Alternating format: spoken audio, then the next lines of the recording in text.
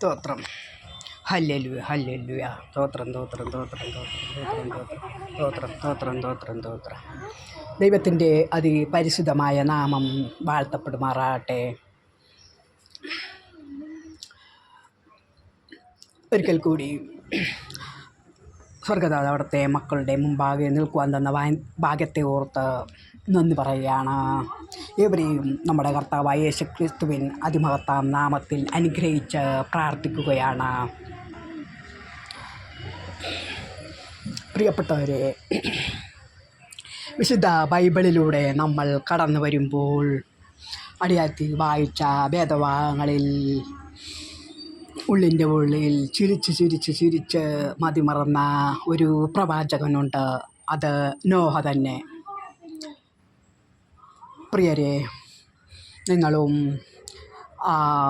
നോഹയുടെ 4 അധ്യായമുള്ള പുസ്തകം വായിക്കുമ്പോൾ സന്തോഷത്താൽ മതിമറക്കും. കാരണം ഒരു കൊച്ചു കുഞ്ഞിനെ പോലെ ശാഠ്യത്തോടെ നമ്മുടെ ദൈവത്തോട് വാദിക്കുന്ന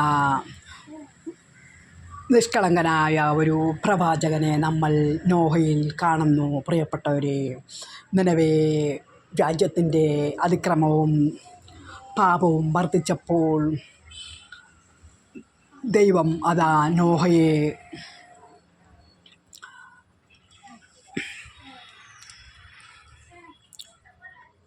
പ്രവാചക ദൗത്യം നിർവഹിക്കുവാൻ അയക്കുകയാണ്. പ്രിയപ്പെട്ടവരെ, നിനവയിലേക്ക്. എന്നാൽ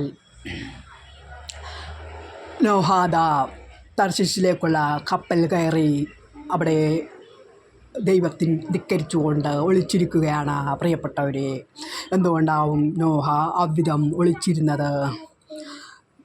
നോഹ നമ്മുടെ ദൈവത്തിന് പ്രിയങ്കരൻ തന്നെ. കാരണം മറ്റുള്ളവർക്ക് ദൂത അറിയിക്കാൻ പറ്റിയ ഒരു പ്രവാചകൻ. തെറ്റു ചെയ്യുന്ന രാജ്യങ്ങളുടെ അടുത്തേക്ക്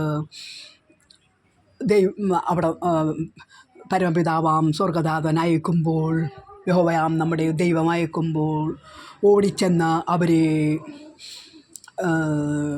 ദൂതറിയിക്കുന്ന ഒരു പ്രവാചകൻ തന്നെ ആയിരുന്നു പ്രിയപ്പെട്ടവരെ നോഹ. അതുകൊണ്ടാണ്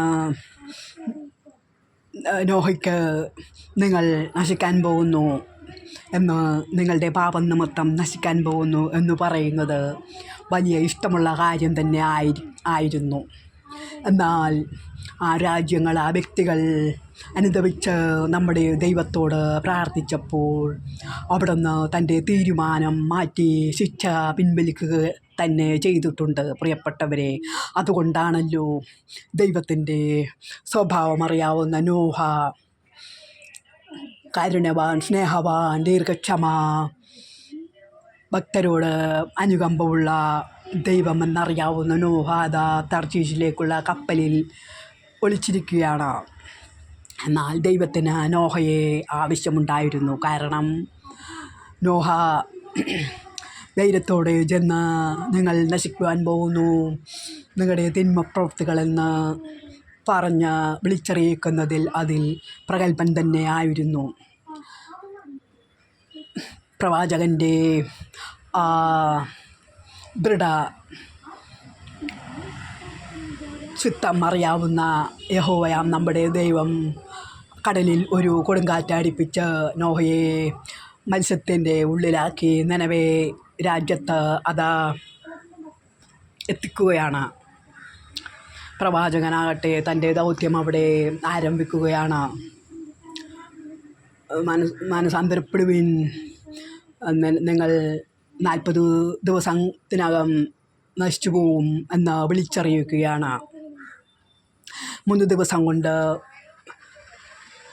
എവരെയും നിലവേക്ക് വരാൻ പോകുന്ന നാശം വിളിച്ചറിയിച്ച ശേഷം അതാ പ്രവാചകൻ 40 ദിവസം കഴിഞ്ഞ് നിലവേക്ക് എന്ത് സംഭവിക്കുമെന്നറിയാൻ അതാ മാറിയിരുന്ന നിലവേ നഗരത്തെ വീക്ഷിക്കുകയാണ്. പ്രിയമക്കളെ,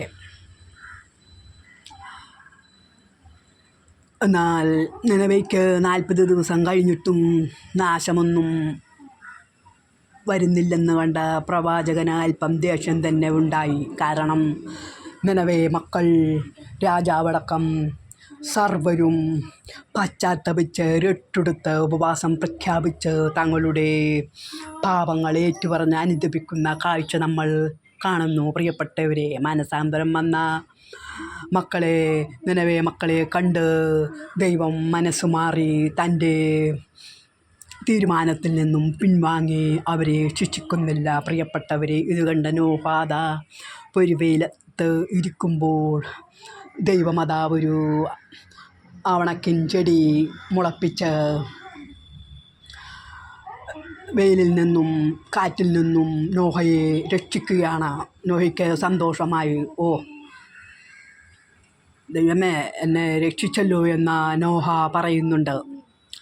എന്നാൽ പിറ്റേന്ന് രാവിലെ നോക്കിയപ്പോൾ ആ ചെടി അതാ പുഴുതുന്ന ഇല ഒന്നുമില്ലാണ്ടിരിക്കുന്നു. അപ്പോൾ നോഹയ്ക്ക് നന്നായി ദേഷ്യം വന്നു. നീ കോപിക്കുന്നതെന്തെന്ന് യഹോവയാം ദൈവം ചോദിക്കുമ്പോൾ ഒരു കൊച്ചുകുട്ടിയെപ്പോലെ പറയുകയാണ്, ഞാൻ കോപിക്കാൻ എനിക്ക് കാരണമുണ്ട് എന്ന്. നിനവെ നശിപ്പിക്കാത്ത കോപവും പ്രിയരെ നോഹയ്ക്കുണ്ടായിരുന്നു. അപ്പോൾ തൻ്റെ വൻദയ ദൈവം അറിയിക്കുകയാണ്.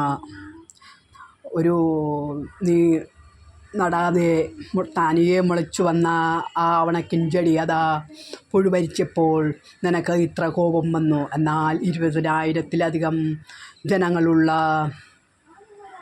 ഇടം കയ്യേത് വലം കയ്യേത് എന്ന് അറിയാത്ത എൻ്റെ മക്കളെക്കുറിച്ച് ഞാൻ അനുദപിക്കുക ഇല്ലയോ എന്ന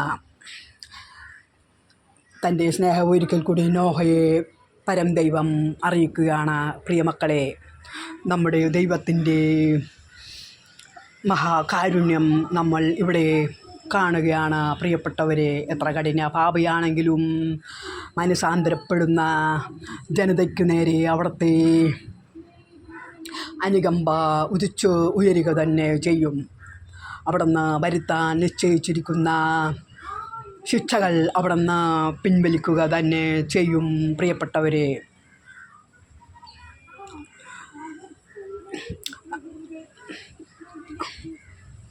എന്നാൽ ചിലർ മാനസാന്തരപ്പെടാതെ തിന്മകൾ പ്രവർത്തിച്ച് കഠിനഹൃദയരായി മുന്നേറുന്നുണ്ടെങ്കിലും പരന്തൈവം അവരെയും സ്നേഹത്തോടെ ആഗ്രഹിക്കുന്നുണ്ട്. അന്ത്യകാലഘട്ടത്തിൽ മരണത്തോട് അടുക്കുമ്പോൾ പുറപ്പെട്ടവരെ അവരെയും ജഡത്തിൽ കഷ്ടത അനുഭവിച്ച് ഒന്ന് മാനസാന്തരപ്പെടുവാൻ അനുവദിച്ചുകൊണ്ട് അവരെയും നമ്മുടെ താതിൻ നിത്യാനന്ദത്തിലേക്ക് ചേർക്കുക തന്നെ ചെയ്യും. പ്രിയപ്പെട്ടവരെ, നമ്മുടെ പരംദൈവത്തിൻ്റെ സ്വർഗതാതൻ്റെ യഹോവയാം നമ്മുടെ ദൈവത്തിൻ്റെ അനന്ത കരുണയാണ്. തൻ്റെ പ്രിയ പുത്രനെ നമുക്ക് വേണ്ടി തന്ന നമ്മുടെ സ്വർഗതാതൻ യേശുനാഥൻ യഹോവയാം നമ്മുടെ ദൈവം മാനവർക്ക് വേണ്ടി എന്തു തന്നെ ചെയ്യുകയില്ല. പ്രിയപ്പെട്ടവരെ, എല്ലാ മനുഷ്യരും നിത്യാനന്ദം, നിത്യസൗഭാഗ്യം, സ്വർഗീയ ആനന്ദം അനുഭവിക്കാൻ തന്നെയാണ് നമ്മുടെ പരംപിതാവിൻ്റെ തിരുവിഷ്ടം. പ്രിയപ്പെട്ടവരെ, സ്വർഗരാജ്യത്തിൽ നമ്മൾ ഇവണ്ണം തന്നെ സ്വർഗീയ ശരീരങ്ങളോടുകൂടി നമ്മൾ ആ പുതിയ ആകാശത്തിലും പുതിയ ഭൂമിയിലും നീനാൾ വാഴുക തന്നെ ചെയ്യും. പ്രിയപ്പെട്ടവരെ, അക്കാലത്ത് സൂര്യനും ചന്ദ്രനും ആയിരിക്കുകയില്ല നമ്മുടെ പ്രകാശം.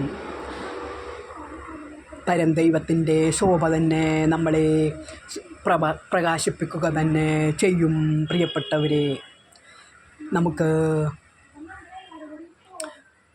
കഴിയുന്നിടത്തോളം മാനസാന്തരമുള്ള ഹൃദയത്തോടെ ഈ ഭൂമിയിൽ ജീവിച്ചുകൊണ്ട് ആ നിത്യാനന്ദ പ്രാപ്തിക്കായി ഒരുങ്ങാം. പ്രിയപ്പെട്ടവരെ, സ്വർഗദാതൻ നമ്മെ ഏവരെയും അനുഗ്രഹിക്കുമാറാകട്ടെ.